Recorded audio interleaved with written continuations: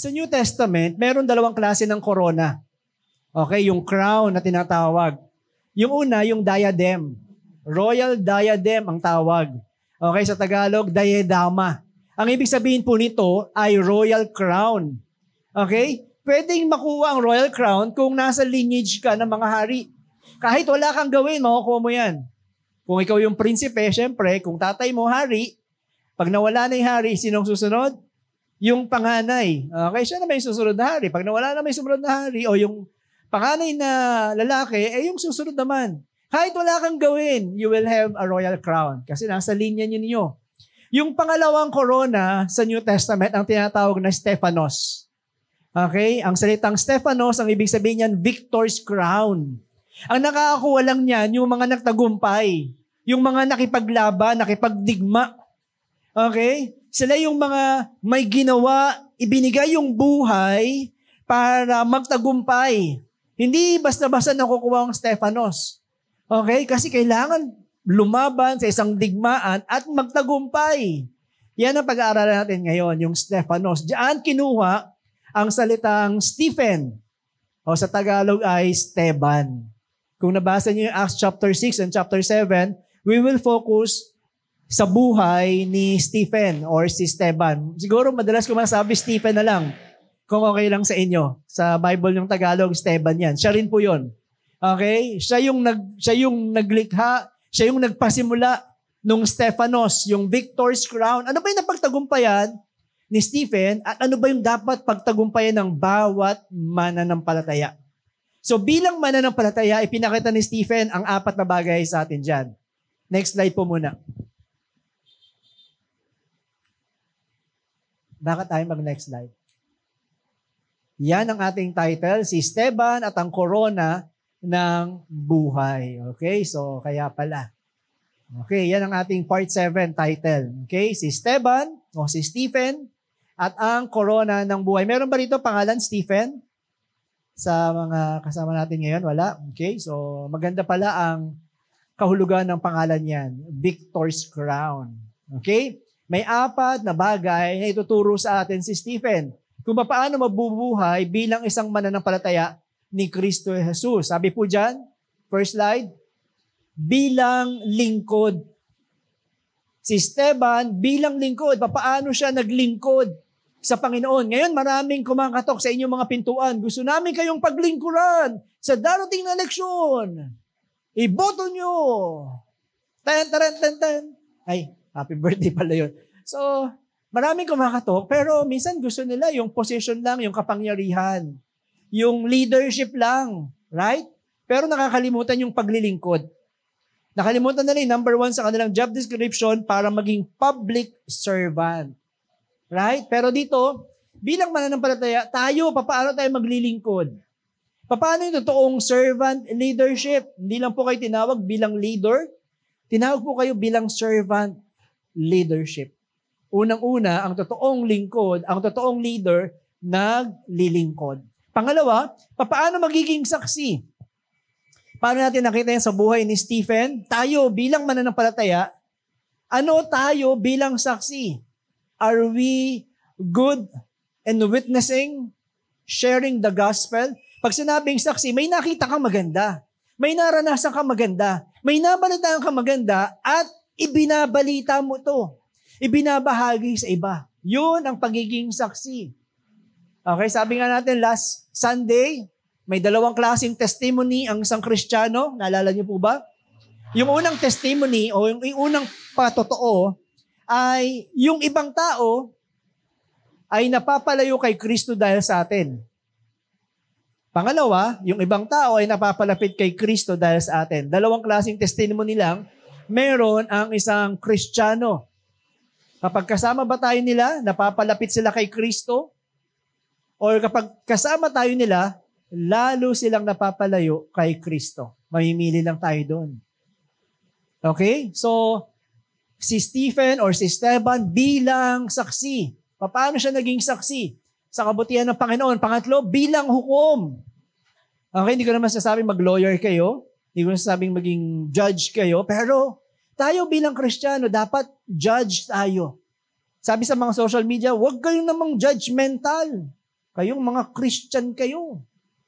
Pero sabi sa Bible, tayo ang magja-judge. Ang mga Kristiyano ang magja-judge.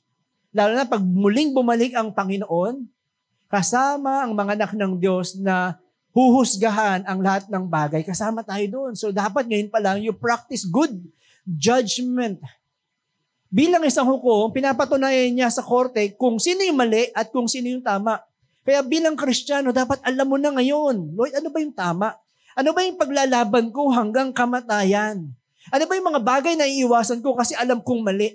Alam ko na ngayon, Panginoon, yung mga bagay na dapat ikulong, right? Pag wars, dapat hatulan ng kamatayan. Ganon din sa sarili natin. We judge ourselves, Lord, ano ba yung mga bagay na dapat patayin sa puso kong kasalanan? Makikita natin kay Stephen yan. At huli, bilang bayani. Okay? So, ang una ko sila dyan, bilang martir. Kasi yun yung akma. Sa Biblia, kung paano namatay, kung paano iaalay ang buhay para sa kaligtasan ng iba. Pero sa atin, bilang Pilipino, mas maintindihan siguro natin yung bayani, makikipaglaban para sa kalayaan at para sa kaligtasan ng iba. Diba? Lupang hinirang ang mamatay ng dahil sa iyo. Lahat po kayo tinawag bilang bayani. Ano? Sige, umpisahan po natin yung 4 na bagay niyan. So kung nandun na kayo sa Acts chapter 6, sabi nga dyan sa verse, yung pahayag, basahin ko muna lang po yung pahayag. Pahayag chapter 2 verse 10. Balikan lang po ng isang slide o ng ilang slide. Sabi dyan sa pahayag, manatili kang tapat hanggang kamatayan at gagantimpalaan kita ng korona ng buhay. Ngayon ang imbitasyon sa atin ng Panginoon sa hapong ito. Mananatiling tapat, and those who are faithful until the end, they will receive the crown of life. Yung crown ng Stephanos, yung victor's crown. Okay, sa lahat ng patuloy na makikipaglaban para sa Panginoon. Okay, number 1. Ayan, sige po. Tingnan natin si Stephen bilang lingkod ng Panginoon. So babasahin ko verse 1. Verse 1 hanggang verse 7. Okay? So samahan niyo po ako sa pagbasa. Sa totoo lang, mahaba pong basahan nito. Kaya sana may mga hawak po kayong mga Bible. Okay? Kapag yung katabi niyo walang Bible, pauwiin niyo na po. Papuntahin niyo sa likod, marami pong Bible dyan. Okay? Libre lang po yan. Mga bago yan. Old and New Testament. Okay? So joke lang po yon. Para lahat po tayo ay magbabasa ng salita ng Panginoon. Actually, yan lang ang plano ko ngayong hapon. Babasahin lang natin ang salita ng Panginoon dahil napakahaba nito. Okay, verse 1. Nandun na po kayo, no? Sabi mo sa katabi mo, makinig ka na. Magbabasa na tayo. Okay.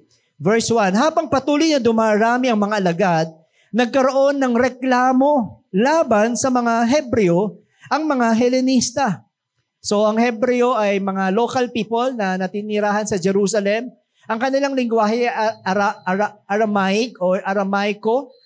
Yung Helenista, ito naman yung mga galing sa ibang bansa o ibang bayan na ang kanilang language ay Greek. Okay, so parang tayo, nandito tayo sa Maynila, mga Tagalog.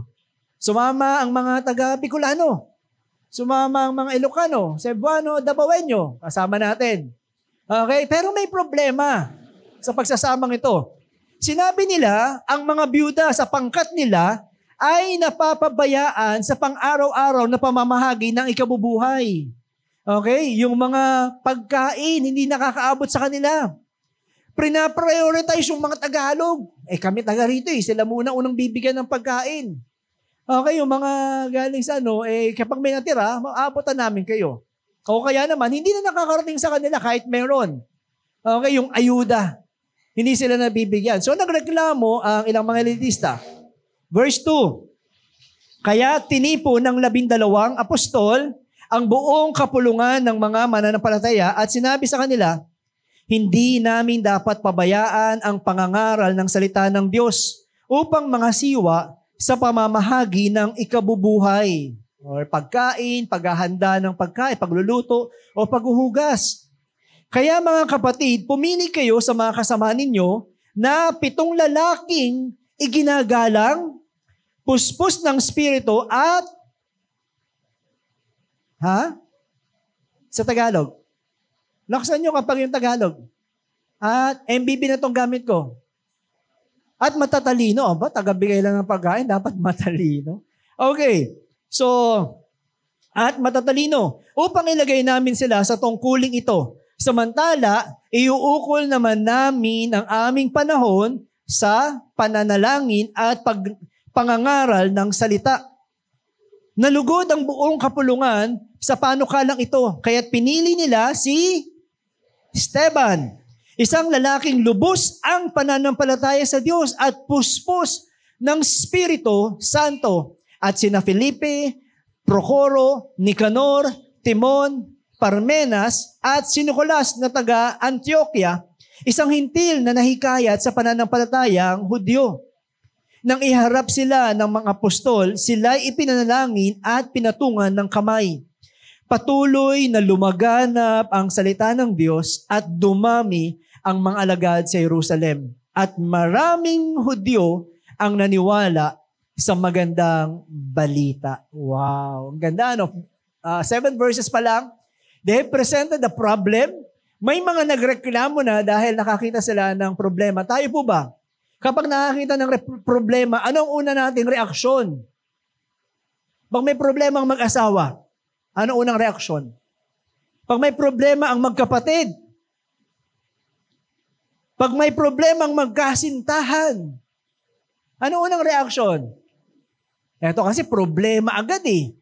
Ano unang ginagawa? Hanap tayo ng butas. Hanap tayo ng pagkakamali. Ikaw kasi. Sinabi ko na sa iyo eh. Hindi ka kasi. Ang tagal-tagal na eh. Lagi nang ginagawa yan, di mo pa rin alam. Ano? Kahit yung kasalanan ng kasama, 10% lang. Talagang dapat yung mali niyang makita. Ano? Ganun po ba tayo? Ganun po ba tayo kapag humaharap sa problema? Kamusta? Kamusta ang mag-asawa? Mukhang nagsisikuhan na. Makinig ka, sabi. Okay, so minsan ganun eh, no? Hahanapin ng mali, ipopost sa social media, magpaparinig, hindi papansinin. Pero ito ang ganda ng nangyari. May problema. Paano nila hinarap yung problema? Tinignan nila ito bilang opportunity to learn, to improve. Diba po? Nakita nila ito kung paano makikita natin kung ano yung pagkukulang. Tingnan natin, may problema. Ibig sabihin, meron tayong pagkukulang. Ibig sabihin, meron tayong kahinaan. Ibig sabihin, meron tayong pagkakamali na dapat baguhin. Ganun po ba tayo pag mag-asawa? Pag nagka-problema, upo tayo, tingnan natin yung problema. Kampi tayong dalawa, kalaban natin yung problema. O kapag nag-away mag-asawa, ang kalaban yung asawa, ikaw kasi. Kasalanan mo eh. Hindi po gano'n, ano po? Ang kalaban yung problema, ang atakehin yung problema, silipin natin. Anong solusyon? Anong bagay na dapat po nating improve? Ano yung bagay na dapat natin ayusin? Bakit tayo nagkakaproblema na ganito? Bakit natin lagi pinag-aawayan to? Bakit kaya? Ano pa yung root cause? Ano pa yung problema? Bakit natin pinagtatalunan lagi ito? Okay, hindi problema yung asawa. Meron totoong problema. Amen po ba? Kapag hinarap yan, mas gaganda, mas mag-i-improve, maayos ang pagsasama. Sabi nga ni Pastor Ama, naalala ko, marriage is a lifetime commitment. Habang buhay na talagang pag-uusapan, aayusin, at ipaglalaban ng iyong kapareha. Pipiliin siya araw-araw. Kahit anong problema. Amen po ba? Sabi ng isang business analyst, mas mahirap yung success. Mas maganda kapag marunong kang umarap sa problema, pero mahirap kapag successful. Pag walang problema, pag lang okay, parang feeling mo okay ng lahat. Parang okay mo na, kala mo automatic na yung success. Mukhang okay yung launch ng negosyo. okay yung launch ng product. Ay, meron nata akong chart dyan. Next slide nga, Kuya Andre. Yan. Sabi ng mga business analyst, sa mga negosyante, sa mga nag-iisip ng bagong negosyo, sa mga nagtatrabaho, sabi nila parang pag successful, mas delikado.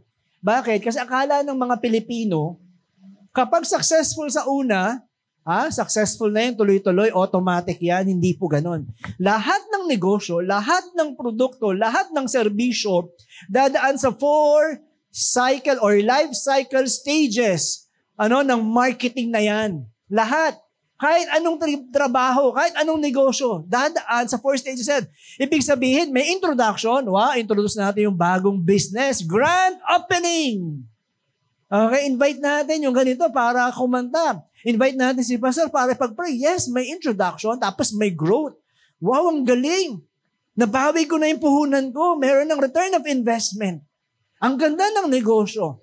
Tapos nagmamature ka na. Oy, kumikita na. Pero kung makakalimutan, merong decline. Lahat merong decline. Actually, kahit buhay natin, parang ganyan eh.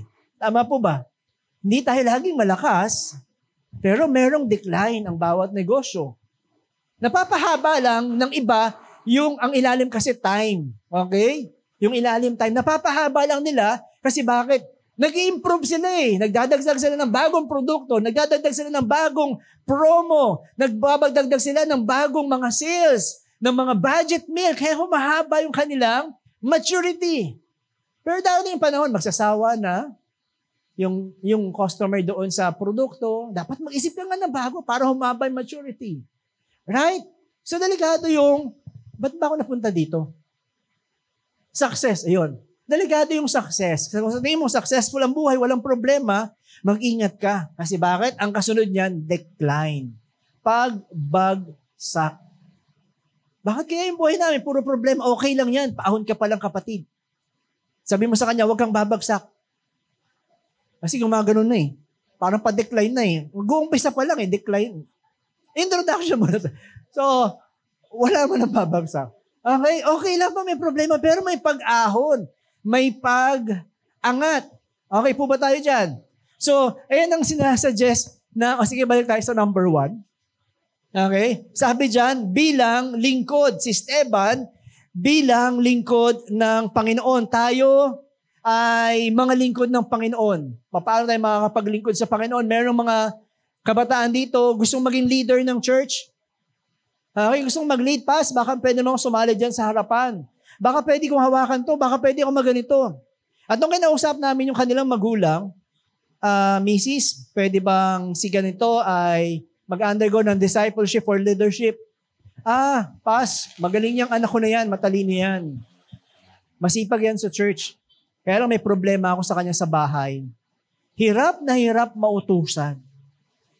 Doon tayo magkakaproblema. Pag sinabing si Esteban bilang lingkod, hindi lang siya magaling sa ministry. Magaling din siya sa bahay. Actually, doon niya masusubukan ng totoong paglilingkod sa Diyos. Amen po ba? Ito na yung panahon. Natitignan mo yung anak mo. Talignan talaga eh. Makinig ka. Okay. So, hindi naman. Pero yun naman po talaga si Esteban. Kami rin, guilty kami nito bilang mga pastor.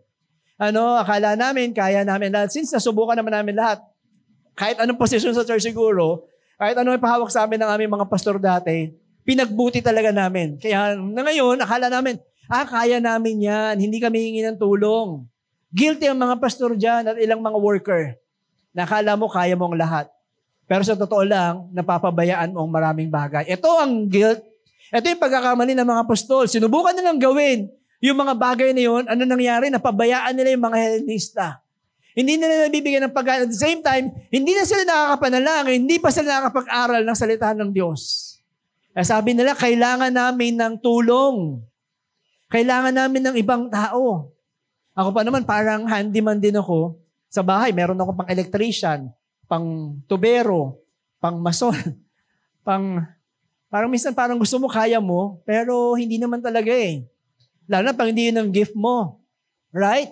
Kaya sabi, mas mabuti pa na ibigay mo yung 10 trabaho sa 10 tao kaysa gawin mo ang lahat ng bagay na yan.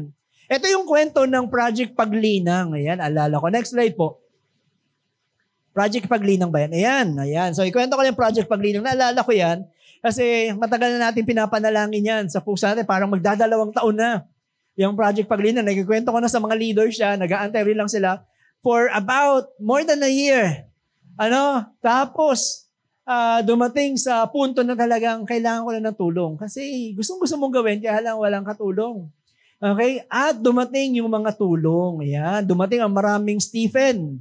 Okay? Sa church na ito. At yung pinapangarap mo ng almost 2 years, ginawa lang nila ng 1 linggo. Tapos agad yung phase 1 ng Project Paglinang. Sige, palakpakan natin yung mga nag-volunteer para trabahuhin ang Project Paglinang. So ano yung Project Paglinang? Ang pangarapin po natin bilang isang simbahan, yes, we are servant. We will serve ang simbahang ito, ang community na ito, at magiging magaling na kontribusyon para sa bansang ito. Ang Project Paglinang ay scholarship program para sa mga kabataang gustong mag-aral, pero hirap na hirap ang kanilang pamilya na matustusan ang kanilang pangangailangan. Right? So, sa anumang pagkakataon, tayo ay tutulong. Hindi pa naman po ito full scholarship program na kung saan ibibigay natin lahat 4 years ng kanilang pag-aaral. Hindi pa naman po tayo ganun. Pero we're looking forward. Pinapangarap po natin yun. Isang araw, makakapag-offer din tayong full scholarship program. Pero as of now, tutulong tayo sa anumang paraan, specifically through financial, kung paano makakatulong, kahit pamasahe, kahit project man lang ng bata ang simbahang ito. Lalo na dito sa educational system natin, tama? Ang pinakamalaking grade sa school ay pinakamalaking percentage. Quiz ba? Exam ba? Performance task. Kadalasan yung performance task, gagastosan mo talaga, right? Tapos, yung magulang din ang gagawa. Paano kung walang pang performance task? Galing nung bata, ang talino, galing sa recitation, ang galing sa exam, ang galing sa mga assignment, pero walang pang performance task. Sayang. Right? So, yan yung mga gagawin natin. Ipagpe-pray natin, Lord, sana maging katuwang po ako sa mga bata na gustong mag-aral. Lahat po kayo dapat kasali dito.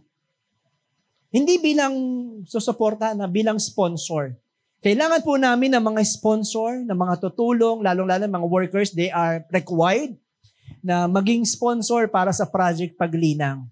Okay? Lahat required ng mga worker. Pero sa mga nandito, syempre voluntary kung gusto niyo pong makasama. Sabi ko nga sa mga leaders, lahat kasama. Bakit? Kasi kahit 10 piso ang i-commit mo monthly, pag pinagsama-sama natin yan, merong isang batang matutulungan. Amen po ba? Amen po. Bakit di natin ibigay na lang doon sa mga malaking foundation? Bakit hindi na lang sila? Mayayaman sila eh. Ano ba yung abot kamay? Ano pa ba yung mga ibang mga foundation na malaki? Ha? Kapuso, GMA, yung mga ibang mga foundation, sila yung nagpapaaral talaga. Ayaw nyo bang makasama sa listahan ng mga organisasyon na nagpapaaral sa kabataan?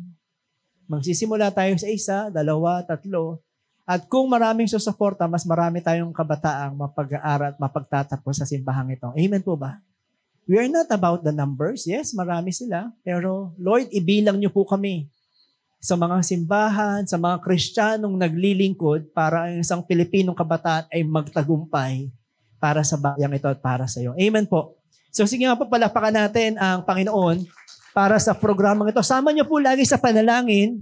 Kausapin niyo po sila Ate Janine, sila Kuya Job, kung gusto niyo pong sumuporta, kung paano makakasuporta sa Project Paglinang. Okay. So, yan yun eh. Kapag hindi natin inilalagay sa iba na akala natin kaya ang lahat, marami tayong mapapabayaan. Pero nung pinanghawakan na nila, si Kuya Anthony, madaling araw, kinukulit ako niyan eh. Pastor Jim, okay na ba? Gusto ko yun. Kasi pag hindi mo na hinahawakan, iba na ang hawak, tapos hindi ka kukulitin, makakalimutan ko talaga. So talagang madaling araw. Hindi siya natutulog para lang yung assignment niya ay matapos niya. Sa kanyang assignment yung pinakamahirap kasi. So, nagawa naman niya. So dito, bilang lingkod ng Panginoon, narito si Stephen, Handang magbigay ng kanyang kakayanan. Matalino si Stephen. Iginagalang. Pero sabi niya, handa po akong gumawa, kahit mag-prepare lang po ako ng kape dyan sa likod.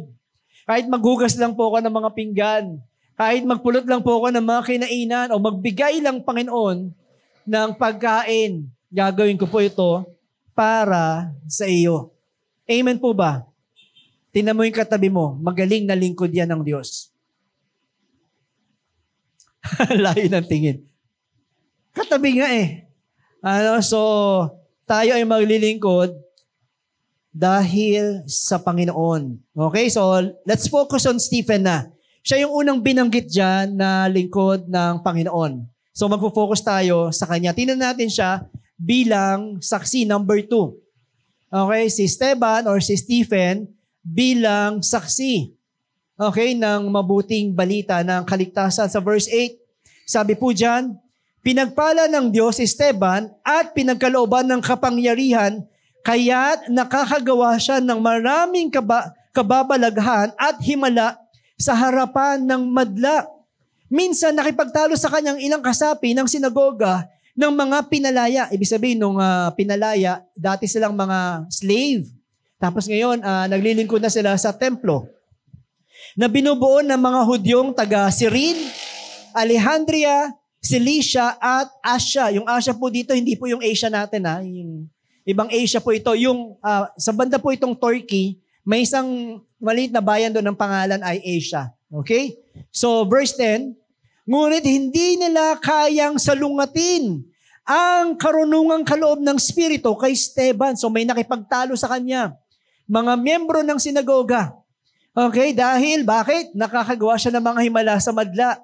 Marami nakakalapit sa Panginoon. Bakit? Pinoproclaim niya yung mabuting balita ng kaligtasan mula kay Kristo Jesus. Kaya kinonfront siya nung mga nasa sinagoga, yung Sanhedrin, yung mga Pariseo at Saduceo. Okay? Verse 11. Kaya't lihim nilang sinulsulan ang ilang lalaki na magpatotoo laban sa kanya ng ganito.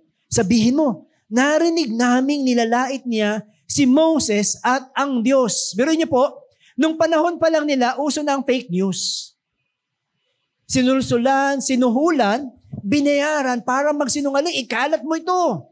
Sabihin mo, sinisiraan niya si Moses. Sabihin mo, sinisiraan niya ang templo ng Diyos. Si Moses sa mga Sanhedrin, bayani si Moses. Ama siya ng kanilang pananampalataya. Kasama sila Abraham, sila Joshua, sila Joseph, si Jacob, si Isaac, si Moses. Kaya pa nagsalita ka ng laban sa kanila, kaaway to. Yun yung fake news na pinapakalat nila. Okay? Meron ng fake news noon, kaya mag-ingat po kayo. Okay? Mag-ingat dahil sa panahon natin, mas maraming fake news. Kaya dapat alam nyo kung ano ang totoo. Verse 12. Sa gayon, naudyo ka nilang magalit kay Esteban ng mga tao, ang mga pinuno ng bayan, at ang mga tagapagturo ng kautusan. Siya'y sinunggaban nila at dinala sa kataas-taasang kapulungan ng mga Hudyo, sa Supreme Court na. Nagharap sila ng mga sinungaling na saksi. Kung merong Esteban bilang saksi, meron din mga sinungaling na saksi. Okay, sabi ko nga sa inyo, dalawa lang ang ating witness, dalawa lang ating saksi. Eto, merong mga binayarang mga saksi para laban kay Esteban. Sinabi ng mga ito, ang taong ito ay walang tigil sa pagsasalita laban sa banal na templo. Wow, ang tawag nila sa kanilang mga templo, banal na templo. Narinig niyo pa ba yun? Nung sinabi ko ito, welcome to the Holy of Holies, Mighty One Eternal. Hindi ko naman sinabi, ano po? Pero sa kanila ganun, banal na templo at sa kautusan ni Moses. Narinig namin sinabi niya na ang templo raw ay gigibain nitong si Jesus na taga Nazaret at papalitan ang mga kaugaliang ipinamana sa atin ni Moses. Wow, napakalaga pala ni Moses sa kanila. Si Esteban ay pinagmasdang mabuti ng lahat na nakaupo sa kapulungan at nakita nila na ang kanyang mukha ay parang mukha ng anghel. Wow, nakatayo. Handang sabihin ng depensa. Yes, inaakusahan siya ng mga kasinungalingan na sinisiraan niya si Moses na hindi sinusunod ang kautusan ni Moses na nilalapastangan ng banal na templo ng Diyos. Siya nag-glow. Sabi diyan, yung mukha niya ay parang mukha ng anghel. Namumuti yung kanyang mukha. Tingnan mo yung katabi mo. Nag-glow ba o mukha ng Koreano sa kapal ng makeup? Hindi. Sabi mo, Philippine. Hindi. Okay, ito nag-glow ang kanyang mukha. Handang sabihin, okay, ang mga bagay tungkol sa Panginoon. Hindi lang ginalingan ni Esteban ang pagbibigay ng pagkain. Yun ang kanyang trabaho, right? Hindi lang niya ginalingan yung pagbibigay ng pagkain, paghuhugas, pag-aabot ng merienda o ng ayuda para sa kanilang mga ka-church member. Sabi pa dyan, ginamit pa siya ng Panginoon na nakapag-perform, nakagawa ng mga himala para sa mga kababayan nilang Israelita. Ito ang unang pagkakataon na ipinakita, na naikwento sa Biblia na hindi apostol, hindi propetang nakagawa ng himala, kundi ang isang tagahugas lang, tagalingkod lang, tagapagbigay lang ng pagkain. Wala pong mataas na pinag-aralan si Esteban. Wala po siyang doctorate degree na katulad ng mga Pariseo.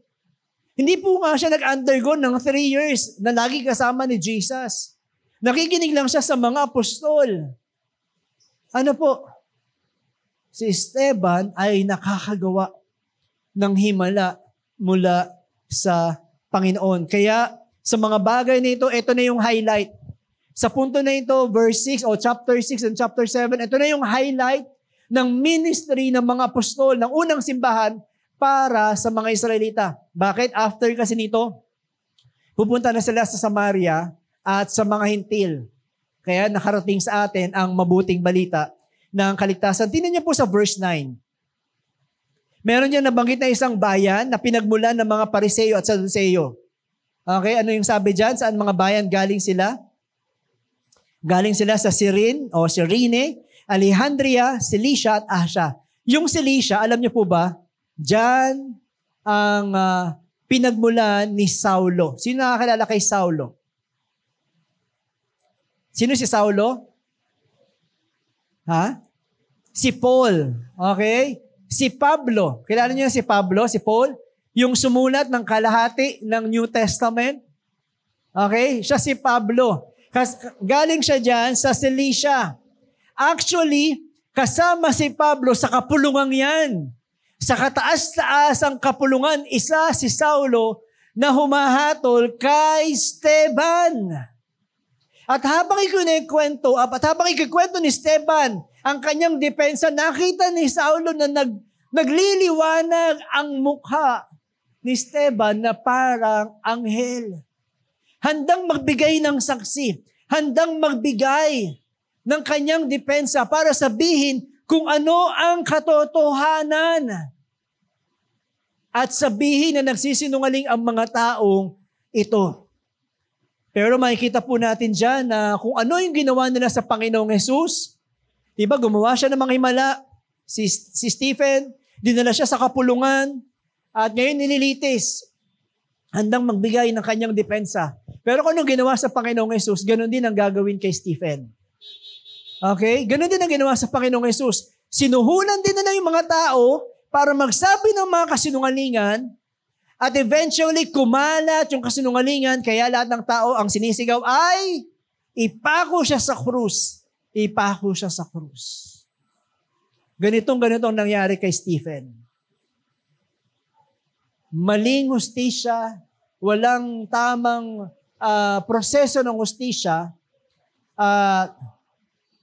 nanalo ang kasinungalingan sa pagkakataong ito. Pagkatapos mapakinggan yung mga bulaang testigo, sasabihin ko na sa inyo yung katapusan, pinapatay si Stephen. Sobra ang inggit ng mga Hudyo. Sabi nga nila, nung una, mga fisherman. Ngayon, tagapagbigay ng pagkain, haharap sa kapulungan, kataas-taasang kapulungan ng mga Hudyo. At magsasabi ng bagay patungkol kay Kristo. handang sabihin ang katotohanan. Tayo po ba bilang witness, bilang saksi, papaano natin maipapamalita, sasabihin, ibabahagi ang katotohanan para sa iba? Mahirap po ba yun? Mahirap kung di natin naunawaan ang mabuting balita ng Panginoon. Wala naman po tayong ipagmamalaki sa lugar nito, kundi yung mga bagay na ginawa lang ni Kristo Jesus para sa atin. Amen po ba? Ang ipagmamalaki mo lang naman sa kanila, ako rin, dati rin akong masamang tao. Ako din, ang iniisip ko ay puro kasamaan din. Ang bunganga ko, ang bilis magsalita ng masasakit. Ang bilis kong umanap ng pagkakamali ng iba. Lagi kong nako-convert yung away sa mali niya. Ang bilis kong magsinungaling. Pero kinawaan ako ng Diyos. Yun lang naman lagi ang pagmamalaki natin para sa iba eh. Wala tayong pagmamalaki. Alam mo, hirap na hirap din ako mag-aral. Hirap na hirap ako magtrabaho. Hirap na hirap akong gumawa. Hirap na hirap akong mag-submit sa asawa. Hirap na hirap akong manalangin. Hirap na hirap akong magpasalamat o magsabi ng sorry. Ang yabang ko nga eh. Nakatingin niya ako sa mga bagay na temporal, na mga bagay na material. Pero kinawaan lang ako ng Diyos. Ulitin ko po, ang simbahang ito ay para sa mga tao na alam nilang kailangan nila ang Diyos. Ang simbahang ito ay hindi po para doon sa mga tao na akala nila okay na sila. Wala nang mali sa kanila. Successful na yung buhay nila, kumpleto na. Hindi po. Nandito po tayo, nagtitipon tayo kasi alam po natin na kailangan natin si Kristo araw-araw. Amen po ba? At kung sa tingin nyo okay na kayo at kaya yun ang buhay, hindi na kailangan ng simbahang ito. Bakit? Kasi tinayong simbahang ito sa mga tao na patuloy na nangangailangan ng pagliligtas, kagalingan, proteksyon, pagsama, pagpapalat, kaligtasan ni Kristo. Para sa Kanya at para sa Kanyang pamilya at para sa bayang ito. Ito kasing mga Pariseo, Saduceo, talagang nabulaga na sila sa kanilang posisyon, sa kanilang kayamanan, kapangyarihan. Hindi na nila matanggap na mayroong bagong covenant. Kasi matagal nilang inalagaan yung tradisyon na yon. Tapos gagawa kayo ng bago? Mula pagkabata, ginagawa na namin to. Nag-masteral, nag-doctorate degree kami, inalagaan namin ang banal na templo. Sinunod namin si Moses, ang kanyang makutusan. Tapos kayo gagawa ng mga bagay na ganyan? Mga wala naman kayong pinag-aralan. Hindi nila matanggap ang mga bagay na ito. Hindi nila matanggap yung bagong bagay na ginagawa ng Panginoon. Kaya alam niyo po, ang Panginoong Hesus galit na galit sa Pariseo, sa kanyang kapanahunan. Mas marami pa siyang sermon, mas marami pa siyang galit na sinabi sa mga Pariseyong ito. Matitigas ang ulo niyo. Mga lahi kayo ng mga ulupong. Mahihirapan kayong maligtas sa langit. Mga Pariseo ang kausap ng Panginoon. Mga taong relihiyoso na akala nila okay sila. Mas okay sila kaysa sa iba. Mga taong akala nila panlabas ay okay sila. Mukhang malinis, mukhang tama, pero ang puso punong-puno ng kabulukan at basura. Yan ang Pariseo. Makikita mo sa Bible, hindi mo makikita na galit siya sa prostitute, sa magnanakaw. Hindi. Galit na galit siya sa mga, halimbawa sa panahon natin, mga pulis, mga Romano, mga drug lord. Hindi siya naghalit sa mga yun. Ang lagi niyang pinagagalitan, galit na galit ang Panginoon at pinagsasabihan, walang iba kundi yung mga Pariseo, yung mga relihiyosong tao. Alam niyo kung bakit may digmaan ngayon sa Israel? Dahil sa religion. Kaya kung panlabas lang ang pagpunta natin sa simbahan, paglabas lang, sasabihin natin, nakapagsimba ako, Panginoon, pero wala namang nababago. Halimbawa, ang tagal na nating Kristiyano, ang tagal natin naglilingkod sa Panginoon, pero nakikita natin, wala namang pagbabago sa puso. Religion lang ang meron sila. Walang totoong transformation, pagbabago sa puso. Panlabas lang. Kaya merong digmaan sa Israel dahil sa religion. Kaya merong crusade noong 10th to 12th century? Dahil sa religion. Kung bakit napakaraming digmaan sa buong mundo dahil sa relihiyon. Kung bakit nagpapatayan ang mga Hamas at mga Israelita ang Palestine dahil sa relihiyon. Bakit pinatay yung mga Kristiyano sa Africa? Bakit nandyan ang mga ISIS? Dahil sa relihiyon. Bakit pinasabog yung Twin Tower? Dahil sa relihiyon. Kaya kung narito tayo dahil lang sa relihiyon at walang tunay na pagbabago, ikamamatay natin yan. Mag-away-away lang tayo. Pero kung wala yung totoong pagbabago na ginagawa ni Kristo, ito yung tinuturo ng Panginoon sa mga Pariseo, hindi masasayang ang ating pagsamba sa Panginoon. Amen po ba? Kaya dito yung mga Pariseo talagang nabulagan na sila sa kanilang kayamanan, posisyon, kapangyarihan. Ayaw na nilang tanggapin yung mga sinasabi na mga pinapadala ng Panginoon para sa kanila. Sana nga na-imagine nila kung paano nagliliwanag ang mukha ni Stephen. Kasi alam nila yun eh. Alam nila yung Old Testament. Alam nila nung kinausap ng Panginoon si Moses, nagliwanag ang mukha ni Moses. Na makita ito ng mga Israelita. Ito dapat alam na alam nila eh. Alam na alam dapat ni Saulo. Alam na alam ng mga Sadduceo at mga Sanhedrin. Pero bakit? Pinili nila yung mga bagay na meron na sila. Tayo bilang mananampalataya, pakiusap, panalangin po namin. Patuloy niyo pong i-reflect yung mga bagay na yun. Lord, baguhin niyo naman po ako. Ayusin niyo naman po yung puso ko, Panginoon.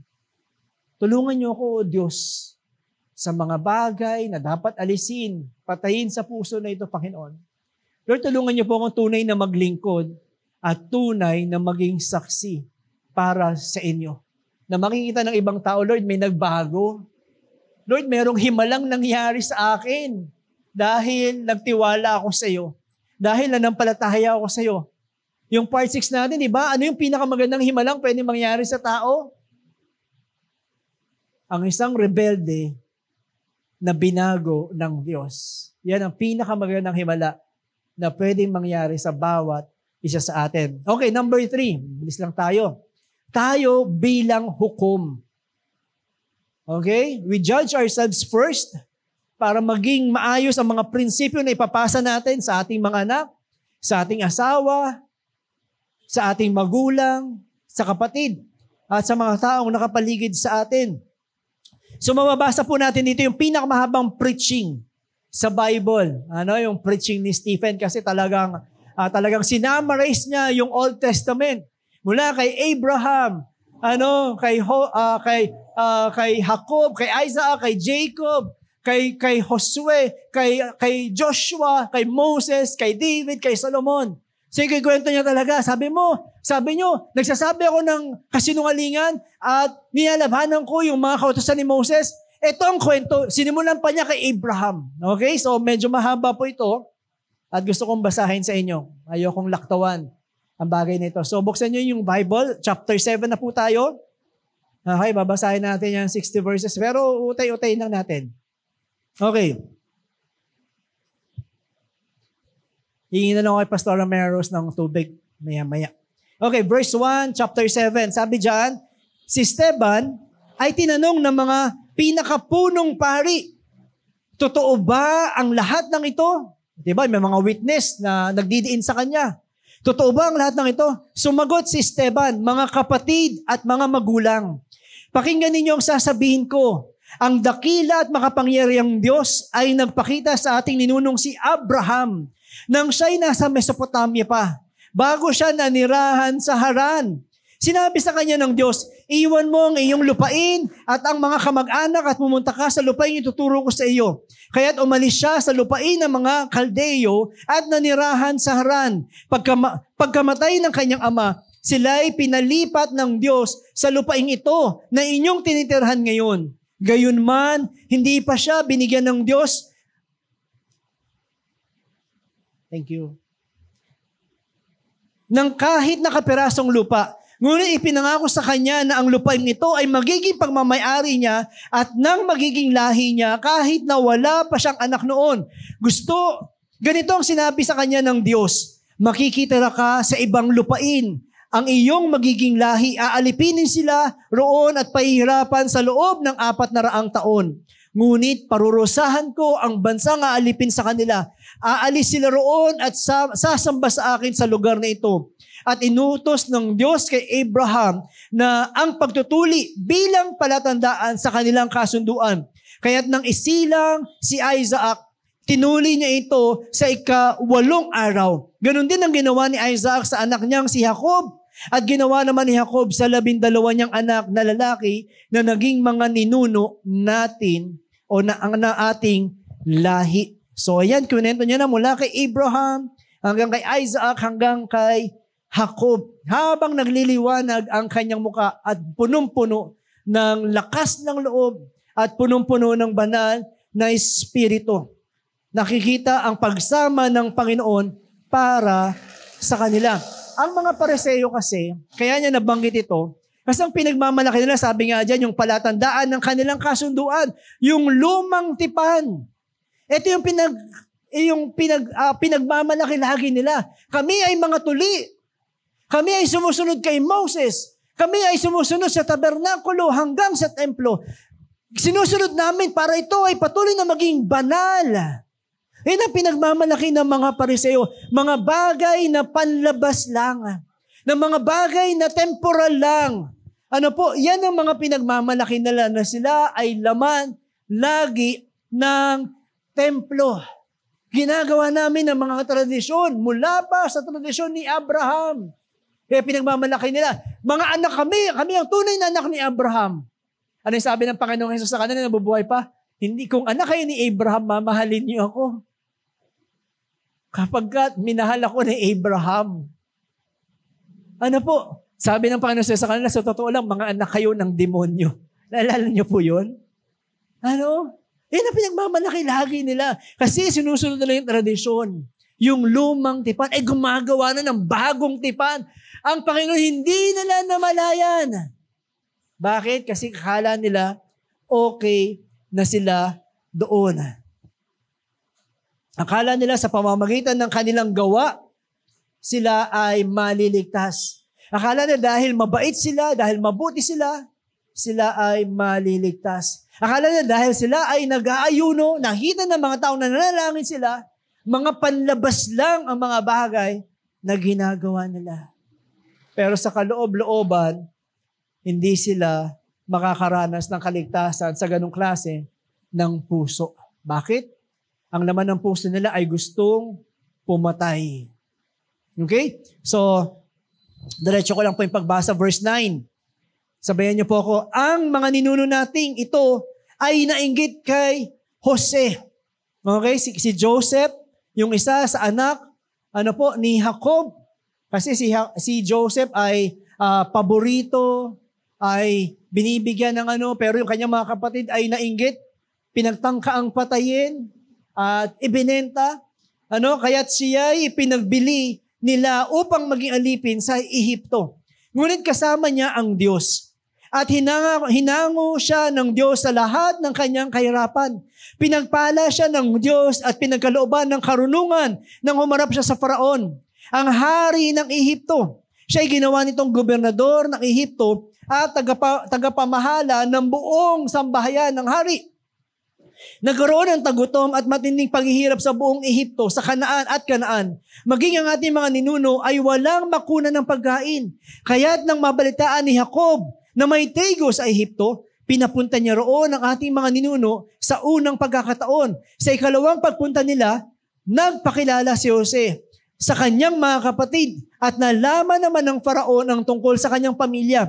Dahil dito ipinasundo ni Jose ang kanyang amang si Jacob at ang buong pamilya nito, 75 katao silang lahat. Pumunta nga si Jacob sa Ehipto at doon siya ay namatay. Gayon din ang ating mga ninuno. Ang kanilang mga labi ay dinala sa Shechem at inilagay sa libingang binili ni Abraham at ng mga anak ni Hamor. Nang sumapit ang panahon para tuparin ng Diyos ang kanyang pangako kay Abraham, marami na ang mga Israelita sa Ehipto. Sa panahong iyon, hindi nakilala ng bagong hari ng Ehipto si Jose. dinaya at pinahirapan ng hari ang ating mga ninuno at sa pilitan niyang ipinatapon ang kanilang mga sanggol upang mamatay. Noon ipinanganak si Moses, isang batang kinalulugdan ng Diyos. 3 buwan siyang inalagaan sa kanilang tahanan at nang siya'y itapon, inilagay sa ilog, pinaalon. Inampon siya ng anak ng babae ng Faraon at pinalaking parang sariling anak. Tinuruan siya sa lahat ng karunungan ng mga Ehiptyo at siya'y naging dakila sa salita at sa gawa. Nang si Moses ay 40 taon na, naisipan niyang dalawin ng kanyang mga kababayang mga Israelita upang tignan ang kanilang kalagayan. Nakita niyang inaapi ng isang Ehipsyo ang isa sa kanila, kaya ipinagtanggol niya ito at napatay niya ang Ehipsyong iyon. Akala ni Moses ay maunawaan ng kanyang mga kababayan na sila ililigtas ng Diyos sa pamamagitan niya. Ngunit hindi nila ito naunawaan. Kinabukasan, may nakita siyang 2 Israelita nag-aaway at sinikap niya silang pagkasunduin. Sabi niya, mga kaibigan, pareho kayong Israelita. Bakit kayo nag-aaway? Subalit, tinapik siya ng lalaking nananakit at pinagsabihan ng ganito, sino ang naglagay sa iyo upang maging pinuno at hukom namin? Nais mo rin bang kaming patayin gaya ng ginawa mo kahapon doon sa Ehipsyo? Nang marinig ito ni Moses, siya'y tumakas at nanirahan sa lupain ng Midian. Doon, nagkaroon siya ng 2 anak na lalaki. Makalipas ang 40 taon, samantalang si Moses ay nasa ilang na di kalayuan sa bundok ng Sinai, nagpakita sa kanya ang isang anghel sa isang nagliliyab na mababang punong kahoy. Namangha si Moses sa kanyang nakita at nang lapitan niya ito upang tignang mabuti, narinig niya ang tinig ng Panginoon. Ako ang Diyos ng iyong mga ninuno, ang Diyos ni na Abraham, Isaac at Jacob. Nanginig sa takot si Moses at hindi makatingin. Sinabi sa kanya ng Panginoon, alisin mo ang iyong sandalyas pagkat banal ang lupang kinatatayuan mo. Nakita ko ang paghihirap ng aking bayan sa Ehipto. Narinig ko ang kanilang daing at bumaba ako upang sila'y iligtas. Halika at isusugo kita sa Ehipto. Itinakwil nila ang Moses na ito ng kanilang sabihin, sinong naglagay sa iyo upang maging pinuno at hukom namin? Ngunit ang Moses ding iyon ang isinugo ng Diyos upang mamuno at magligtas sa kanila. Sa tulong ng anghel na nagpakita sa kanya sa mababang puning kahoy, sila'y inilabas niya mula sa Ehipto sa pamamagitan ng mga himalang ginawa niya roon sa dagat na pula at sa ilang sa loob ng 40 taon. So bakit ito kinikwento ni Stephen sa kanya? Una, gusto kong sabihin sa inyo, si Stephen ay binigyan lang ng pagkakataon na maglingkod sa pamamagitan ng pag-apot ng mga pagkain. Kaya napakahalaga po na tayo, huwag niyo sasabihin, ay hindi naman po ako pastor, hindi naman po ako lingkod, hindi naman po ako worker. Bakit ako magme-memorize? Bakit ako magbabasa? Si Stephen po, taga-apot lang ng pagkain. Napakahalaga para sa bawat mananampalataya. Paano tayo magiging mabuting hukom? Alam natin ang salita at kalooban ng Diyos. Hindi pwedeng hindi tayo nagbabasa ng Biblia. Hindi pwedeng hindi tayo nananalangin. Hindi pwedeng hindi tayo sumasamba sa Panginoon. Sa totoo lang, magkakaroon po tayo ng series break siguro after ni Ate AG. Ituturo ko o gusto kong i-share sa inyo kung bakit nangyayari ang gera sa Israel tsaka sa Palestine. Kung bakit merong gera, kung bakit merong mga bansa na patuloy na gustong wasakin at burahin sa mundo ang mga Israelita. At gusto ko lang i-conclude sa inyo, ngayon pa lang gusto ko lang sabihin, kung bakit natin pag-aaralan. Kasi nakasulat na ito sa Ezekiel chapter 38 and 39 ng mangyayari sa ating kapanahunan. Hindi pa man ang ganap yung propesiya, sinabi ng Panginoon bago siya bumalik, magdidigmain ng mga bansa, magkakampi-kampi yung mga bansa para digmain ang Israel. Hindi pa man ito kasi yung Hamas ay teroristang grupo, hindi pa naman yan bansa. Pero ano yung front nilang bansa? Yung Palestine. Okay? At yung Palestine ay suportado ng Iran. Alam niyo po ba kung bakit ang lit-lit lang nung Gaza, pero ang dami nilang mga missile? Ang sumusuporta sa kanila, ang pera ng Iran. Kaya kapag magkaroon ng digmaan, napapagitaan sila ng Iran at ng mga Palestino. At isa pa, sinabi ng Russia sa US, kasi ang US ay ally ng Israel. Sinabi ng Russia sa US, kapag tumulong kayo sa Israel, tutulungan namin ang mga Palestino. So ito na yung katuparan ng propesiya ng Ezekiel 38 and 39. Malapit na paghahanda. Kaya ang conclusion ko sa sermon na yon, siguro one Sunday, share ko sa inyo kung ano mga nangyayari sa kapanahunan. Kung kayo'y nananalangin bilang Kristiyano, mas higit pa kayong manalangin ngayon. Kung kayo'y naglilingkod sa Panginoon, mas higit pa kayong maglingkod sa Diyos. Kung kayo'y nagmamahal sa Diyos, mas higit pa kayong magmahal sa Kanya. Pinapakita na ng Panginoon yung mga signs sa ating kapanahunan. Hindi na ito yung panahon na babaliwalain nyo pa yung panahon. Sabihin nyo pa, malakas pa naman. Mukhang maganda pa naman ang ekonomiya. Mukhang okay pa naman ang buhay. Pero kung paano nyo ipinagsisigawan ang mga pangyayaring ito, kung hindi man kayo nakikinig sa mga news sa ibang bansa, ikikwento ko sa inyo dito, na kailangan nyo ng patuloy na maging seryoso sa paglilingkod sa Panginoon at kilalanin siya. Kung hindi po kayo nananalangin, kung hindi po kayo seryoso, ito na yung pagkakataon na talagang magbalik loob sa Panginoon. Kwento ito ni Stephen. Ano ba yung pagkakapareho ni Jose, ni Joseph at ni Moses? Yun ay kwento niya sa kanila, sa mga Pariseo, sa kapulungan ng mga Sanhedrin, sa Pariseo, sa mga Saduceo, na si Joseph nga hindi tinanggap ng kanyang mga kapatid. Tama po ba? Kinaingitan ng mga kapatid, pinagtangkaang patayin ng kanyang mga kapatid. At ibinenta sa mga Egyptian. Naglingkod, nakulong sa Ehipto. Hindi tinanggap, pero sa pangalawang pagkakataon, nagpakilala na si Joseph bilang gobernador. Sakalang nila tinanggap si Joseph. Pinatawad man sila ni Joseph. Ganon din si Moses. Yun ang pagkakapareho nila. Nung nagpakilala si Moses, ayaw siyang tagapin. Sino ka? Ikaw ba yung magiging pinuno at para magiging hukom namin? Ayaw siyang tanggapin bilang pinuno, pero sa pangalawang pagkakataon na sinugo siya ng Panginoon, si Moses ang ginamit ng Diyos para sila ay iligtas. Sinasabi ni Stephen sa kanila ito ang kasalanan natin bilang mga Hudyo. Lahat ng pinapadala ng Panginoon para iligtas tayo sa unang pagkakataon, hindi natin tinatanggap yung mga propeta, yung mga judges, yung mga hukom. Hindi natin sila tinatanggap. Sabi nga ni Jeremiah, ipinapapatay ninyo yung mga propeta na pinapadala sa inyo ng Panginoon. Si John the Baptist, ipinapatay ninyo. Ang Panginoong Jesus, pinapatay ninyo. At ngayon, yung puso ninyo gustong pumatay. Pero ipinapakita sa kanila ng Panginoon, hanggang ngayon, alam niyo po ba ang mga Israelita? Marami sa kanila na nasa relihiyon pa rin ng Judaismo. Hindi Kristiyano, iba po yun. Yung Judaismo, ito yun, yung mga Pariseo nagpapatuloy sa kanilang tradisyon at kaugalian, nag-aantay ng kanilang tagapagligtas. Hindi nila nakilala na dumating na ang kanilang tagapagligtas, pero sinasabi ng Panginoon, sa aking muling pagbabalik, lahat ng Hudyo, mga Israelita, ay luluhod kay Kristo Jesus. Lahat ng hindi kumikilala sa Panginoong Jesus, lahat sila, sa aking muling pagbabalik, luluhod sila sa Panginoon.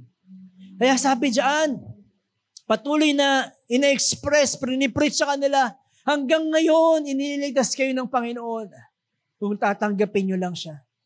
Okay, so, dito marami ditong yung iba, sabi nila matatalino sila, na marami raw contradiction sa preach ni Stephen kung paano niya sinasummarize ang Old Testament. Sabi ni iba, bakit sinabi ni Stephen 75 yung lahi, pero sabihin mo na sa inyo, hindi ko na sasabihin lahat to, wala pong contradiction dito.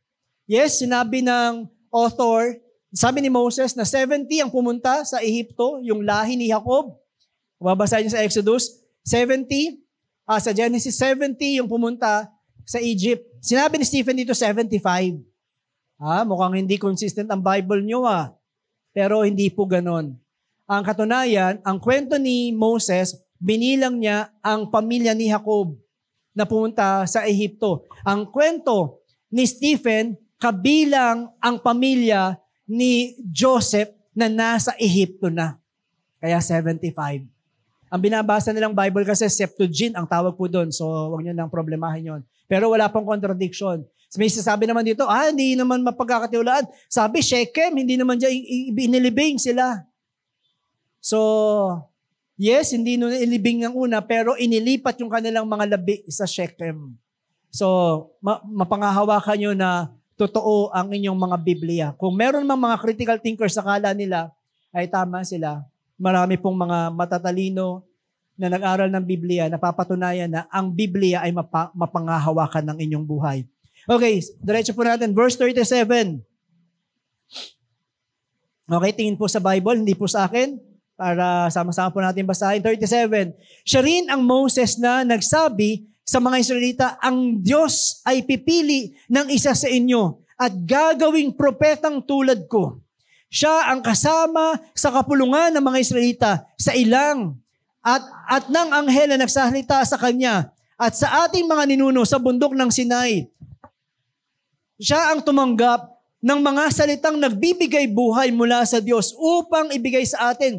Ngunit hindi siya sinunod ng ating mga ninuno. Sa halip siya'y kanilang itinakwil at mas gusto pa nilang magbalik ng Ehipto. Sinabi pa nila kay Aaron, igawa mo kami ng mga Diyos na mangunguna sa amin, sapagkat hindi namin alam kung ano ang nangyari kay Moses. Nangyari sa Moses na iyan na naglabas sa amin mula sa lupain ng Ehipto. At gumawa nga sila ng isang Diyos-Diyosa na may anyong guyang baka. Nag-alay sila ng handog at ipinagpista ng Diyos-Diyosang hinugis sa kanilang mga kamay. Dahil dyan, itinakwil sila ng Diyos at hinayaang sumamba sa mga bituin sa langit ayon sa nakasulat sa aklat ng mga propeta. Bayang Israel, hindi naman talaga ako ang tunay na hinandugan ninyo ng mga alay, ng mga hayop na pinatay sa loob ng 40 taon. Kayo'y nasa ilang sa halip, ang inyong daladala ay ang mga sangtuaryo ni Molek at ang bituin ng inyong Diyos na si Rephan. Dahil ginawa ninyo ang mga ribultong ito upang sambahin, dadalhin ko kayong mga bihag sa kabila pa ng Babylonia. Kaya dahil sa kanilang kasalanan, pagsamba sa Diyos-Diyosan, pinalala ni Stephen Tiba na bihag ang ating mga ninuno for 70 years sa Babylonia. Bakit? Kasi nagbubuo sila ng sarili ng Diyos-Diyosan. Inililigtas na sila ng Panginoon, gumagawa pa sila ng sariling Diyos-Diyosan sa kanilang mga puso.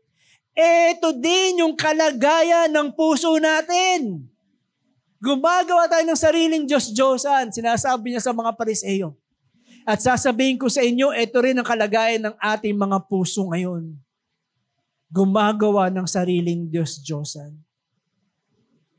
Hindi talaga buong puso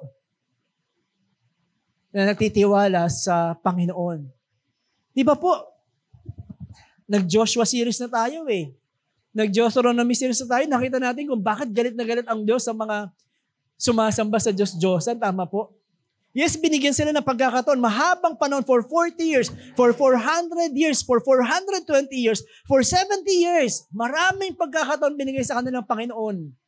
Pero bumabalik pa rin sila sa pagsamba sa Diyos-Diyosan. Naalala niyo yung pagsamba sa Diyos-Diyosan sa panahon ng Joshua? Kung bakit sinasabi ng Panginoon, sunugin ang buong bayan na yan. Babae, matanda, bata, kahit ang kanilang mga hayop, sunugin lahat. Naalala niyo kung bakit? Kasi ang kanilang mga templo, ang kanilang mga Diyos-Diyosan, ang kanilang pagsamba sa kanilang templo, naalala niyo? Nagtatalik sa loob ng simbahan, yun ang kanilang pagsamba. Yun ang kanilang Diyos-Diyosan. Tapos yung kanilang offering para sumamba sa kanilang mga Diyos-Diyosan si Molek, papatayin yung sanggol para ialay kay Molek. Yun ang kanilang mga ginagawa. Kaya galit na galit ang Diyos sa kanila. Hindi yan ang itinuturo. Hindi yan ang gusto ko para sa inyo. At sa ating kapanahunan, yung pa rin ang Diyos-Diyos na sinusunod ng mga tao sa ating kapanahunan. Mas gusto yung mga kalaswaan, yung mga bagay na magpapasarap sa laman na ito. Kaya sabi ng Panginoon sa banal na kasulatan, di ba? Napag-aralan natin yung sunugin ang lahat. So ano tayo ngayon? Anong gagawin natin bilang hukom? Naunawaan ba natin ang kautusan ng Panginoon, ang kalooban ng Panginoon, ang ginagawa ng Panginoon para tayo ay iligtas? Kung bakit paulit-ulit na pinagsisigawan mula noon hanggang ngayon sa ating kapanahunan ang mga bagay na katulad nito, paulit-ulit ninyong tinatakwil ang Diyos. Iniligtas na kayo sa Ehipto, naghanap pa kayo ng sariling Diyos-Diyosan. Iniligtas na kayo sa ilang, gusto niyo pang gumawa ng sariling Diyos-Diyosan. Nagpadala ng mga judges, mga hukom, gumagawa pa kayo ng sariling Diyos-Diyosan. Nagpadala ang Panginoon ng mga propeta, pinapatay niyo pa sila dahil gusto niyo ang inyong mga Diyos-Diyosan. Hanggang sa Panginoong Yesus, hanggang sa mga apostol, hanggang kay Esteban. Paulit-ulit kayo nililigtas ng Panginoon. At ngayon, kapatid, inuulit na naman ng Panginoon para po sa ating lahat. Sambahin mo ang Panginoon, magtiwala ka sa Diyos, ibigay mo ang iyong puso sa Kanya. At ang tunay na kaligtasan, kapayapaan, at pag-asa ay matatamo mo. Masakit ang disiplina ng Diyos. Napakasakit kapag ang Diyos ang magdisiplina. Medyo maganda kasi iniligtas ka ng Panginoon, pero sana wag mo nang antayin na disiplinahin ka pa ng Diyos. Napakasakit po nun. And eventually, basahin ko lang po sa iyo itong Romans. Sa mga taong ayaw, katulad ng mga Pariseo at Saduceo, Romans chapter 1 verse 24 to 28, wala dito. Pero isang book lang yan, katabi po yan ng Acts. Sabi ng Panginoon dyan, kaya't hinayaan na sila ng Diyos sa kanilang maruruming pagnanasa hanggang sa hindi na nila mapigil ang paggawa ng kahalayan sa isa't isa. Ang katotohanan tungkol sa Diyos ay tinalikuran at pinalitan nila ng kasinungalingan. Sinamba nila at pinaglingkuran ang mga nilikha sa halip na ang lumikha, na siyang dapat papurihan magpakailanman. Amen. Dahil dito hinayaan sila ng Diyos sa mahahalay na pagnanasa. Ayaw nang makipagtalik ng babae sa lalaki at sa halip sa kapwa babae sila nakikipag-ugnayan. Ganon din ang mga lalaki. Ayaw na nilang makipagtalik sa mga babae at sa kanilang kapwa lalaki sila nahuhumaling. Ginagawa nila ang mga kasuklam-suklam na bagay. Kaya't sila ipaparusahan ng nararapat sa kanilang masasamang gawa. Dahil ayaw nilang kilalanin ng Diyos, hinayaan sila ng Diyos sa masasamang pag-iisip at sa mga gawaing kasuklam-suklam. Kaya mga kapatid, kung may kilala po kayo, kung hindi man tayo, sana hindi po tayo dito. Mas okay pang disiplinahin ng Diyos, pero kapag hinayaan ng Panginoon, isa lang ibig sabihin nun. Ano sabi ng Panginoon? Dinidisiplina ko ang anak ko. Ang akin, didisiplinahin ko para siya ay maligtas. Pero pag hinayaan ka na ng Panginoon, yun ang pinaka-trahedya ng buhay na ito. Napakalaking trahedya kapag hinayaan tayo ng Panginoon. Kaya sabi ni Stephen, hindi tayo ganyan. Ayaw nilang makinig. Puro panlabas lang. Mukhang sumasamba sa Diyos, pero hindi talaga. Sige, tuloy po natin para hindi naman ako masyadong overtime. Konting overtime na. Verse 44 na tayo. Kasama ng ating mga ninuno sa ilang ang toldang tipanan. Yan. Pinagawa na ng Panginoon ng tabernakulo. Sunod, papagawa niya naman ang templo na ipinigawa ng Diyos kay Moses ayon sa anyong ipinakita sa kanya. Minana ito ng kanilang mga anak at dinala-dala habang sinasakop nila ang mga lupain ng mga bansang ipinapalupig sa kanila ng Diyos sa pangunguna ni Josue o ni Joshua. Ito'y nanatili roon hanggang sa kapanahunan ni David. Kinalugdan ng Diyos si David at humingi ito ng paintulot na magtayo ng tahanan para sa Diyos ng Israel. Ngunit si Solomon na ang nagtayo ng tahanan iyon, yung templo na pinatayo ni Solomon. Gayunman, ang kataas-taasang Diyos ay hindi naninirahan sa mga bahay na ginawa ng tao. Sabi nga ng propeta, Ang langit ang aking trono, sabi ng Panginoon, at ang lupa ang aking tungtungan. Anong uri ng bahay ang itatayo ninyo para sa akin? O anong lugar ang pagpapahingahan ko? Hindi ba't ako ang gumawa ng lahat ng ito? Bakit? Grabe yung paggalang kasi ng mga Pariseo sa templo. Naalala ko, meron pa tayo noon may mga unang simbahan noon na bawal kang umakyat sa stage ng nakasapatos, dapat nakapaa. Sino nakakaten nun? May nakaten ng ganun church. Bawal hawakan yung mga yan. Banal yan. Ano? Banal yan. Dapat may salamin dyan sa hagdan para bago pumasok, titignan mo muna ang sarili mo kung karapat dapat pumasok sa templo ng Diyos. May mga ganong mga simbahan. Actually, may mga ganong simbahan pa hanggang ngayon. Ang kabanalan na nasa panlabas lang. Bawal yung kasi hindi yan gayon. Hindi yan karapat dapat. Hindi yan ganito. Dapat nag-pray yan. Dapat nag-fasting yan. Kaya sinasabi dito ni Stephen, yung templo na yan, walang kwenta yan na sinasabi niyong banal. Hindi yan makakapagligtas sa inyo. Dahil sinasabi niyo na ginagawa niyong lahat ng bagay para dyan. Walang material na bagay ang makapagliligtas sa inyo. Sinasabi niyo pa na sisirain ko ang templo o sinabi ni Kristo sisirain niya ang templo. Ang totoo, kayo ang sumisira sa templo ng Diyos, sinabi niya sa mga Pariseo. Oy, ipinapahiwating niya sa mga Pariseo. Sabi ni Stephen, hindi nyo may kakahon ang Diyos. Kasi sa kanila, sa mga templo nila, hindi pinapapasok yung mga may sakit. Doon lang kayo sa labas ng gate. Naalala niyo yung kwento na yon? Hindi kayo pwede pumasok. Hindi kayo banal. Ulitin ko, ang simbahang ito ay para sa lahat ng makasalanan at nangangailangan ng tagapagligtas. Dito nyo siya matatagpuan. Para sa inyo at para sa atin ang simbahang ito. Yun ang ipinapakita sa kanila ni Stephen dito.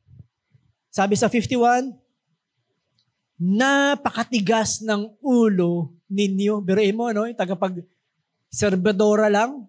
Sasabihan yung mga nasa kataas-taasang kapulungan. Napakatigas ng ulo nyo. Alam nyo, ito rin ang sinisigaw ni Moses. Dapat alam na nila. Parang may naririnig kami ganyan. Parang yung sinisigaw ni Moses. Yan ang sinisigaw ng mga propeta. Yan ang sinisigaw ng Panginoong Jesus. Yan ang sinisigaw ni John the Baptist at ni Peter nung nakausap namin siya. At ito rin ang sinisigaw ni Esteban sa kanila. Ang mga puso at tainga nyo ay parang sa mga pagano.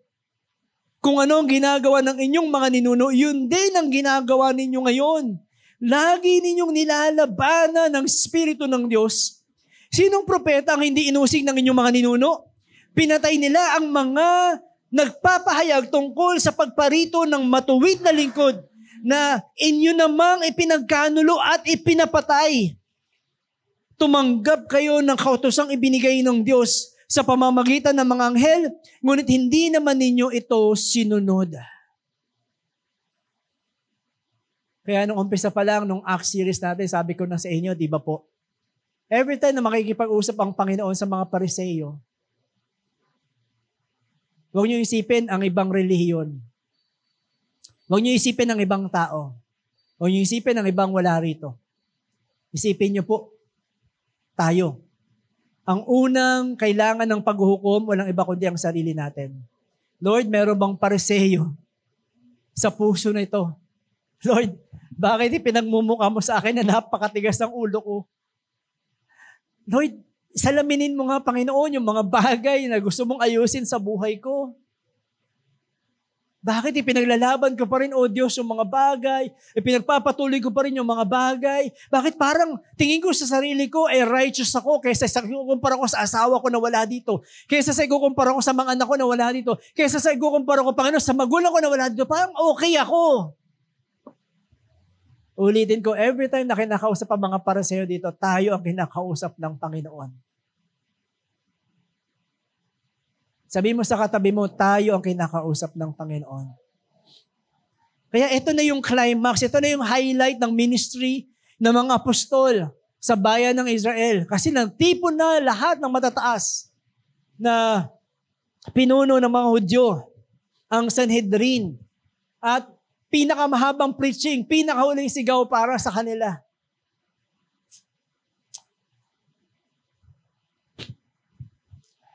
Pero ang puso nila, sabi diyan, ay ang tenga nila ay sarado, ang kanilang puso ay talagang napakatigas.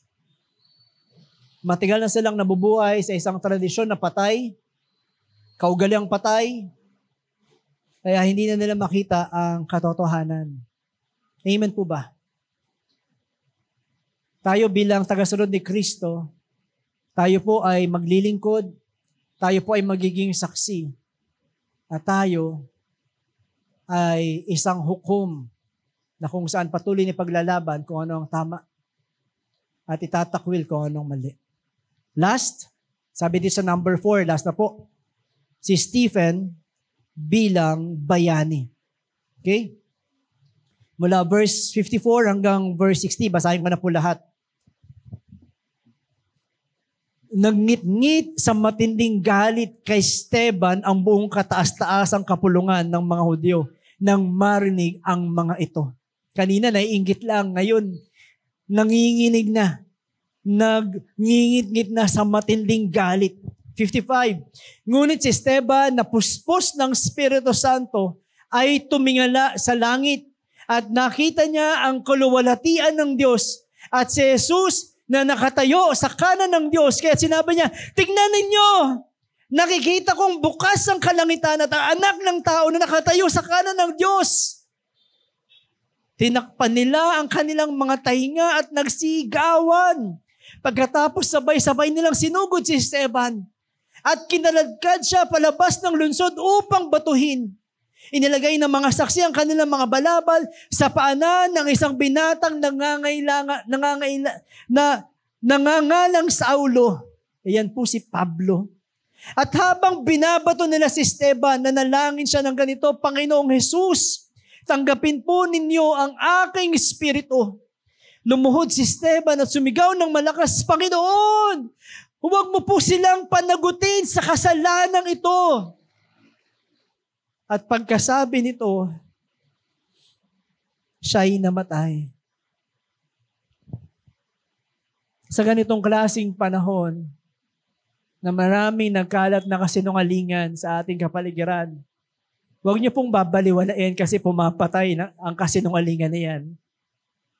Ulitin ko po, ang kasalanan, isa lang ang purpose niyan. Kala nyo masarap, kala nyo masaya, kala nyo maayos ang buhay, maginhawa, kala nyo nakakaraos, nakakaangat kaysa sa iba. Wala pong ibang purpose ang kasalanan kundi pumatay. Tandaan nyo po yan. Kaya ano po yung solusyon natin sa bawat problema? Ano po yung ginagawa nating solusyon kapag nakakarap tayo ng problema? Ngayon, alam ko, meron po kayong pinagdadaanan. Meron mga kabigatan ng puso. Meron mga gumugulo. Panginoon, hindi ko alam ang gagawin para sa mga susunod. Panginoon, paano yung asawa ko? Paano yung mga anak ko? Walang personal, walang totoong relasyon sa iyo, O Diyos. Sasabihin nila, Christian sila. Sasabihin sila, naniniwala sila sa iyo, pero walang malalim na pagkaunawa ng mabuting balita. Walang pagpapahalaga sa iyo, O Diyos. Paano ba natin sinusolusyonan ng mga problema? Akala kasi natin, akala ng ibang tao kapag may pera, okay na. Nakakaraos. Akala natin kapag may pera, ayun na yung solusyon sa bawat problema. Tama po ba? Yan ang lagi. Nag-agree po ba kayo? Madalas yan ang lagi. Bakit nag-aaway? Kasi sa pera. Bakit nag-aagawan? Kasi sa pera. Bakit nagtatalo? Kasi sa pera. Bakit nag-aaway ang magkakapatid? Dahil sa pera. Bakit naglolokohan, nagnanakawan? Kasi gusto ng pera. Ano pa?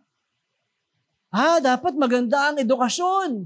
Dapat malaki, mataas ang inyong pinag-aralan sa mundong ito. Naku, kawawa ka. Kung gusto mong maayos ang buhay, maganda dapat ang edukasyon. Ano pa? Dapat maganda ang relasyon. Dapat buo. Dapat mayroong girlfriend. Dapat sikat. Dapat maraming likers, maraming followers.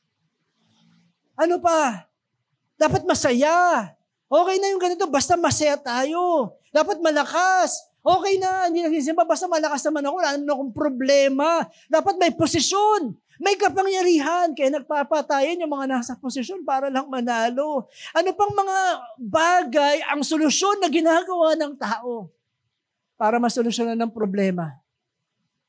Napakaraming problema. Huwag na tayong tumingin sa iba. Sa loob na lang ng tahanan, napakaraming problema. Isa lang po ang solusyon diyan. Hanggat hindi ang Diyos ang naghahari sa puso, walang solusyon. Kahit pagtapal-tapalin mo po ang lahat ng naiisip mong solusyon. Anak, magtapos ka. Sige, huwag ka na magsimba. Basta mag-aral ka mabuti. Sige, dapat tapusin mo yan. Sige, dapat yumaman ka. Sige, dapat magtrabaho ka. Huwag na tayo. Sayang sa linggo. Sayang. Malakas ang negosyo. Kahit pagsama-sama yung pang solusyon na kaya mong gawin. Hanggat hindi binabago ng Diyos ang puso na yan, lulubog at lulubog yan dahil sa dami ng problema ng mundong ito. At sang araw, susunugin ng Diyos ang lahat ng hindi na-connecta sa Kanya. Makikita natin ang lahat ng bagay na ating pinaghirapan ay parang alikabok na mabilis na mawawala sa ating paningin. At kasama tayong maglalaho sa harapan ng Diyos. Bakit natin ipinapanalangin ng mga bagay nito? Bakit natin lagi ipinapanalangin sa Panginoon ang puso natin? Ang ibang tao. Kasi hanggat hindi binabago ng Diyos ang puso na yan, minsan isipin natin, asawa ko kasi, yung teacher ko kasi, yung boss ko kasi, yung gobyerno kasi, kaya kami naghihirap. Ang dami natin sinisisi. Pero bakit hindi natin hilingin sa Panginoon? Panginoon, baguhin mo na ang puso na ito. Ang dami ko rin talagang pagkakamali sa iyo. Ang dami kong pagkukulang sa iyo, O Diyos.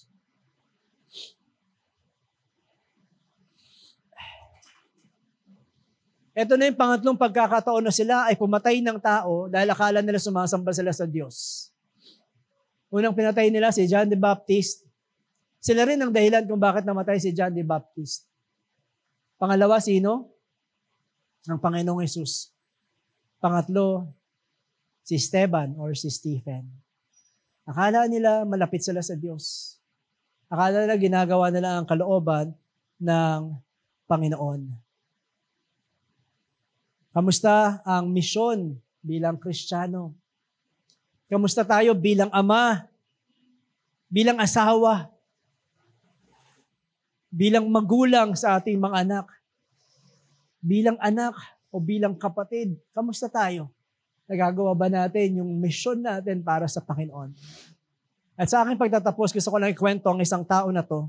Ang pangalan po niya ay si Jim Elliot. Next slide po. Si Jim Elliot po ay isang Amerikanong missionary na nang siya ay maborn again, makakilala sa Panginoon, hinanap niya ang Panginoon at kinalala niya ng gusto. Every time magpipreach yung pastor niya, talagang hindi niya pinapalagpas na, Lord, dinituro ng pastor namin about Joshua. Lord, hindi ako papayag na hindi ko maunawaan ng book of Joshua. Yung Deuteronomy, Panginoon, yung Esther.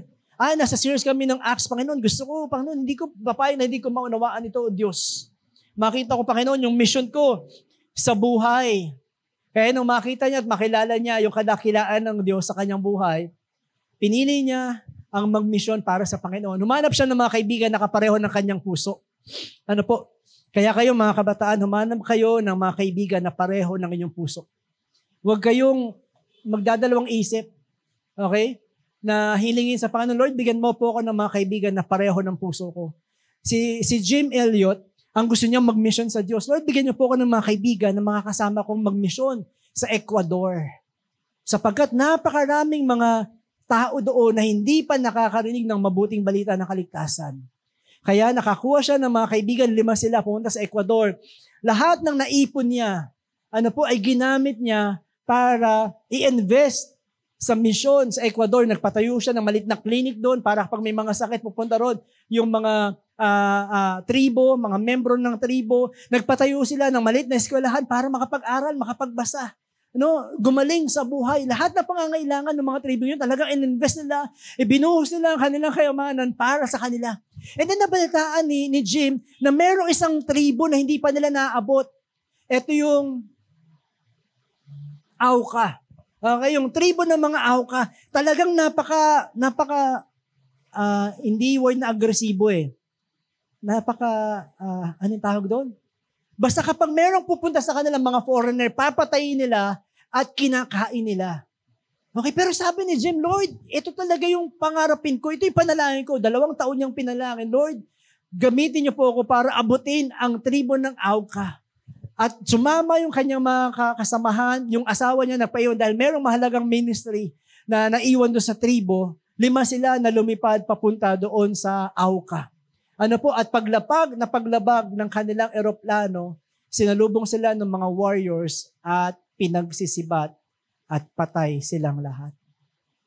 At pagkatapos po noon, yung asawa niyang naiwan, hindi tumigil, pinagpatuloy ang misyon na iyon. Nagpadala ng tulong, nagpadala ng gamot, nagpadala ng pagkain, hanggang sa makapasok sila ng turo. At ngayon, sa panahon natin ngayon, napakaraming Kristiyano sa lugar ng mga Aucans sa Ecuador. Alam niyo po, yung Ecuador, napakaraming Kristiyano dyan. Yung anak ni Jim Elliot, alam niyo po, nagtayo pa ng isang napakalaking foundation para patuloy silang tulungan. Kaya sabi ni Jim Elliot, hindi mangmang ang tao na ibinigay ang mga bagay na hindi mananatili para makuha ang bagay na hindi mawawala kailanman. Sinabi ng mga tao sa kanya, ang ganda ng pinag-aralan mo. Ang taas ng pinag-aralan mo. Ang dami mong pinag-ipunan. Nagtrabaho ka ng mabuti tapos ganyan lang ang mangyayari sa iyo. Sa mga tao, napapatayin ka lang. Pero sabi ni Jim, hindi mangmang. Ang sino mang tao na ibibigay ang kanyang buhay o kahit yung mga bagay na pinagkatiwala sa kanya ng Panginoon. Dahil merong maliligtas, merong magpupuri sa Panginoon, at merong magpapasalamat. Kung nasa iyo ang lahat ng bagay na yan, kung hindi mo naman makukuha yung napakalangang bagay sa magpakailanman. Sa huling journal niya, ito naman ang kanyang sinabi. Bago siya lumipad, papunta sa tribo ng Auca. Hindi ko hinahangad ang mahabang buhay, kundi isang buhay na nagawa ang misyon tulad mo, Panginoong Jesus. Alam mo si Jim Elliot, 29 years old lang nang siya ay mamatay. Napakabata, napaka-promising. Napakaganda ng puso. Lord, bakit hinayaan yung mamatay? Lord, bakit parang wala kayong ginawa para kay Stephen? Napakagaling na leader ng simbahan sana. Bakit hinayaan yung mamatay si Stephen? Nakita niyo po, sabi ni Jim Elliot din, the blood, I guess it's a missionary, the blood of the martyrs are the seed of the church. Ang dugo ng bawat mananampalataya na naglingkod sa Panginoon, ito ang binhi. Kaya nabubuhay ang bawat simbahan. May mga tao na handang mamatay sa Panginoon. At pagkatapos doon, may mga tao at sama-sama ang maraming tao na magpupuri at magpapasalamat sa Panginoon. Si Stephen, nandoon. Alam niyo po ba, nandoon si Saulo. Habang ipinagtatanggol niya ang salita ng Diyos, habang ibinabahagi niya ng mabuting balita ng kaligtasan para sa kanila, habang ikinekwento niya ang ginagawa ng Panginoong Hesus para sa kanila, nandoon si Saulo, nagtanim ng Panginoon ng binhi sa puso ni Saulo. Kaya nung makakilala si Saulo sa Panginoon, sa pamamagitan ng kanyang mga sulat, binabago ang buong mundo. Kaya minsan sasabihin ng Panginoon, ano magagawa ko para sa inyo? Ganito lang ako, ganito lang ako, ganito lang ako. Ang kaya ko lang gawin ay magbigay ng pagkain. Walang buhay na hindi importante sa harapan ng Panginoon ang bawat Kristiyano na ipagkakatiwala ang kanilang buhay para kay Kristo, it will matter throughout eternity. Magpasawalang hanggan. Isisigaw ang papuri dahil ibinigay mo ang buhay para sa Panginoon. Amen po ba? Sige po, tayo pong lahat ay tumayo.